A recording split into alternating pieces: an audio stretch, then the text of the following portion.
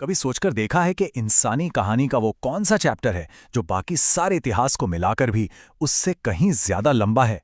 जी हां, ये कहानी है पाषाण काल की, यानी स्टोन एज की।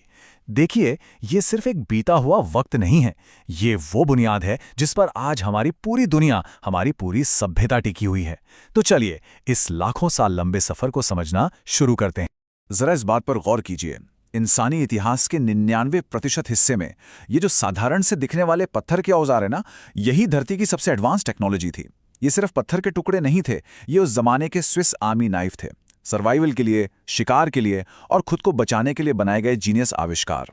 तो सवाल यही उठता है कि आखिर इन मामूली से पत्थरों ने हमारे पूर्वजों को वो ताकत कैसे दी? वो कौन सी तरकीब थी जिससे उन्होंने न सिर्फ एक खतरनाक आइस एज का सामना किया, बल्कि धीरे धीरे पूरी दुनिया पर अपनी छाप छोड़ दी?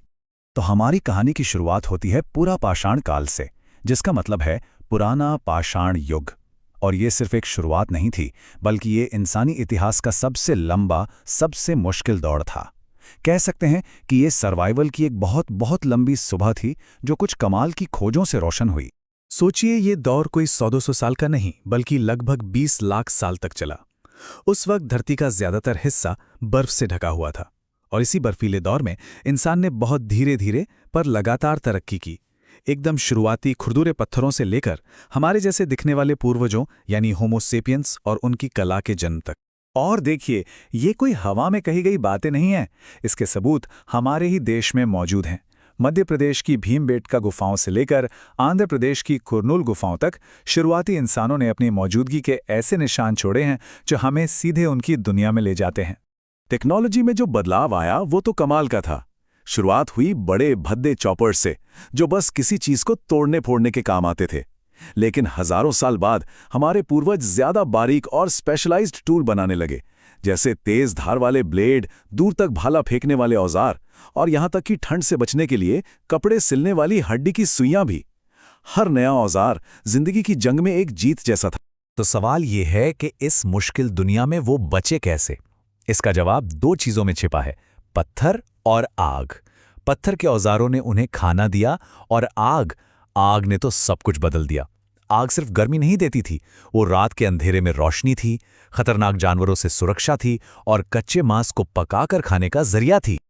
और फिर लगभग 10,000 ईसा पूर्व के आसपास एक बहुत बड़ा बदलाव आया।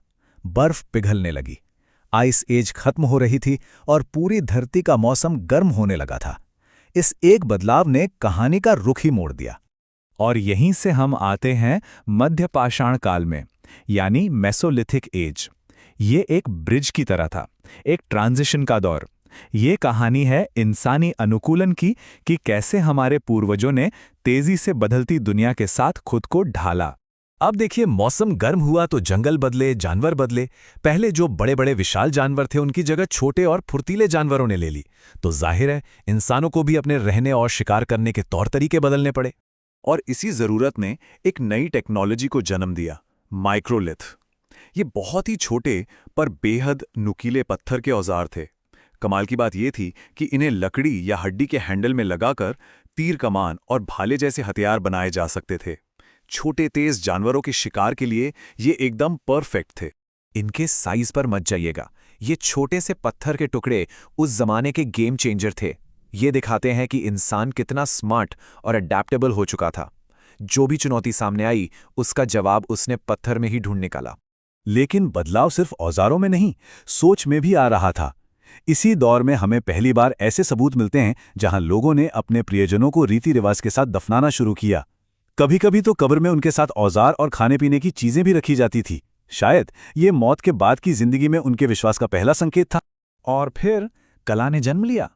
भीमबेटका जैसी जगहों पर, गुफाओं की दीवारों पर हमारे पूर्वजों ने अपनी दुनिया को पेंट करना शुरू किया। शिकार के सीन, नाचते गाते लोग, रोजमर्रा की जिंदगी। ये सिर्फ तस्वीरें नहीं हैं, ये पहली बार था जब हम हजारों साल पहले के इंसानों के मन में झांक पा रहे थे। और अब हम आते हैं कहानी के सबसे बड़े टर्निंग पॉइंट पर, नवपाषाण काल यानी नियोलिथिक एज। देखिए, ये सिर्फ अगला चैप्टर नहीं था, ये इंसानी इतिहास की सबसे बड़ी क्रांति थी।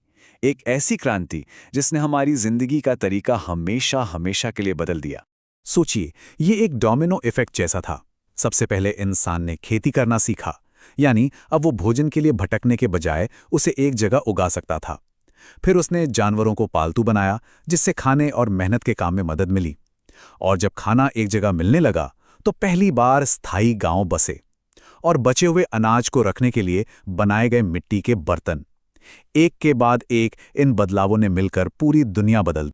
आज के पाकिस्तान में मेहरगढ़ जैसी जगहों पर हमें दुनिया के कुछ सबसे पहले बसे गांवों के सबूत मिलते हैं।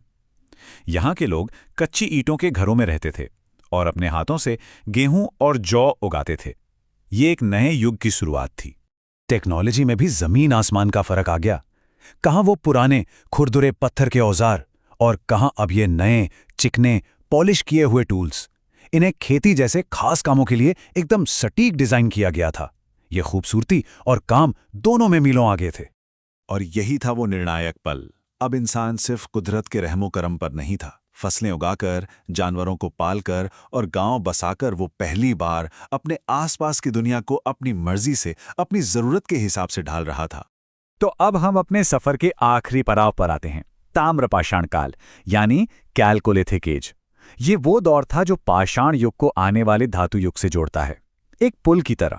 इस दौर की सबसे खास बात क्या थी? ये कि लोग पत्थर के औजारों का इस्तेमाल तो कर ही रहे थे, लेकिन साथ ही उन्होंने पहली धातु तांबा यानी कॉपर का इस्तेमाल भी शुरू कर दिया था। ये पुराने और नए का एक कमाल का मिक्सचर था। और तांबे के आने से समाज और भी कॉम्प्लेक्स हो गया। लोग अब सिर्फ अपने गांव के लिए नहीं, बल्कि दूर दराज के गांव से व्यापार करने लगे। समाज में ऊंच नीच की शुरुआत हुई, कुछ लोग ज्यादा अमीर और ताकतवर हो गए, और मातृदेवी की पूजा जैसे संगठित धर्म भी पनपने लगे। यहीं हमें आज के समाज की पहली झलक मिलती है। तो पुरापाषाण के शिकारी जीवन से लेकर ताम्रपाषाण के जटिल समाजों तक, ये पाषाण काल की कहानी कोई पुरानी भूली बिसरी दास्तान नहीं है। ये हमारी अपनी कहानी है।